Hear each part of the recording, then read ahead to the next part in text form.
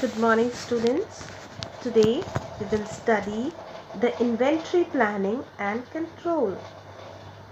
I hope you all have seen my all previous videos. Kindly share, like and subscribe to your friends and family. Today we will start with inventory planning and control. What is inventory? Inventory consists of raw material, work in progress, spare parts, consumable parts, or we can say finished good. It is not necessary that a company possesses all type of inventory class, but whatever inventory items are there, it should be properly planned and controlled because large amount of funds are invested in them. Hence, it blocks the working capital of any organization, which is not favorable. And the next is the holding and the maintenance cost of inventory is very high. If you will keep large amount of inventory, then there is a risk of spoilage, theft, leakage or obsolescence. Thus, it is very essential to have a tight control over the level of inventory. There are different types of inventories.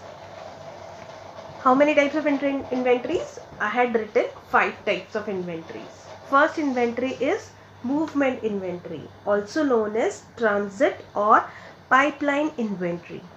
I explain it with example. Whenever coal is transported from the mines to the industrial town by train, then the coal while in the transit cannot produce any service to the customers for the power generation or burning the furnaces.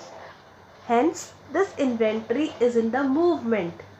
So, the inventory kept in the train or in any transportation vehicle, then it is known as movement inventory. Second inventory is buffer inventory. What is buffer inventory? As the name suggests, it is a form of safety stock which protect against the organization against the uncertainties of demand and supply. The purpose of keeping the buffer inventory is to provide a higher level of customer service and to reduce the back order or stock outs. ऐसा नहीं हो कि stock finish हो जाए. ऐसी situation के लिए we have to keep some stock as a safety stock. Third one is seasonal inventory, also known as anticipation inventory.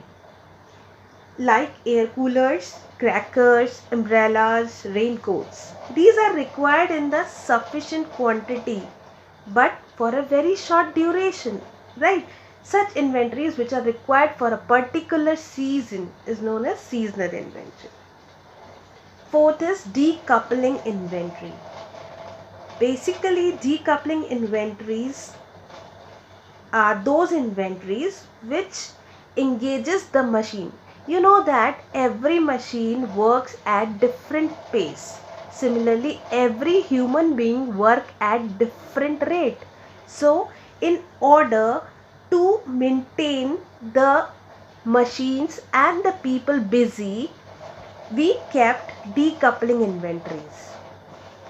We can say decoupling inventories are the shock absorbers, which is having the cushioning effect in case of different work rates and machine failure. Fine. And the last inventory is the cycle inventory.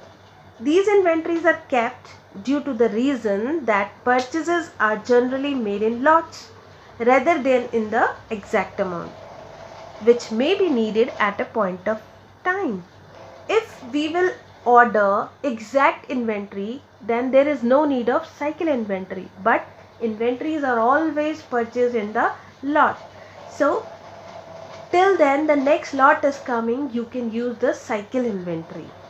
Okay, the larger the lot size, the larger will be the level of cycle inventories and vice versa. Fine. These are the types of inventories. Next, we will study the objectives. What are the different objectives behind inventory planning and control?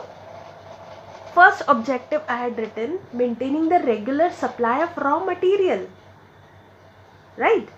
If we have sufficient inventory, then only we can able to supply the raw material to the customers who need the material. Fine. So in order to provide the raw material, proper regular raw material, we cannot say only raw material, it can be finished good also. So to maintain the regular supply of the material, okay, so you can erase the word raw material, raw, R-A-W, it is material, it is any type of inventory. So if we have sufficient inventory, then only we will be able to supply the material. Second objective is to control the financial investment. I told you previously, large amount of funds are invested in purchasing the inventory. So you have to keep the control over the inventories. Next, effective customer service. If you have sufficient inventory, then only you can be able to satisfy the demand of the customers. Okay. Next is avoid losses from the obsolescence. Obsolescence is what? Which is out of trend, which is not required. So inventory control reduces the losses due to deterioration, waste and theft while in storage. Next, prevent delay in production. Prevent delay in production. If we have sufficient amount of inventory, then our production will not be delayed. So it prevents the delay. Next is proper execution of the policies. Inventory policy planning helps in the proper execution of the policies covering the procurement and the use of material. It also facilitates timely adjustment with changing market situation. Now we will study the type of inventory cost. There are different costs associated with the inventory. Different cost. I had written here 5 types of cost. First one is the inventory cost. Inventory carrying cost, also known as stock holding cost. This cost is arise on account of maintaining the stock and the interest paid on the capital tied with the stock. It means this is the cost which occurs due to the maintenance of the stock in the organization. Fine. Second cost is procurement cost, also known as ordering cost. It means the cost associated with the ordering of the raw material. It includes cost of purchase, requisition, advertisement, consumption of the stationery, postage, telephone charges, telegrams, rent for the space, etc. It is also known as replenishment cost. Next cost is, third one is shortage cost, also known as stock out cost. What does it mean? This cost occur when we do not have stocks or we are running out of the stock. If there is a demand and we are not able to supply the material, then this is called the shortage cost. This includes the loss of the opportunity and goodwill of the organization for not meeting the demand of the customer. Hence, to control the shortage cost, additional stock are kept in form of safety stock called buffer stock. Fine. Next cost is purchase cost, also known as production cost. This is the cost associated with the purchasing or producing a unit of an item, is termed as purchase cost. Next and the last cost is the salvage cost, which is also known as selling price. It means when the demand for the certain item is affected by its quantity in the stock, the decision to dispose of or sell the item may be taken off. For example, if you have stock and it is deteriorating, then what you will do? You will try to sold the stock at any cost or sometimes at the discount. This cost is generally associated with the storage or the holding cost. Fine. So we can say, in order to decide the optimal inventory policies, all costs mentioned here and the level of inventory is worked out based on a balanced view of the business situation.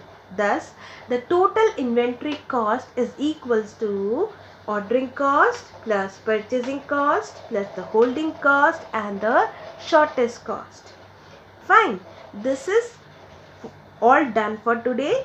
In the next class, in my next video, I will tell you about different inventory control levels and EOQ.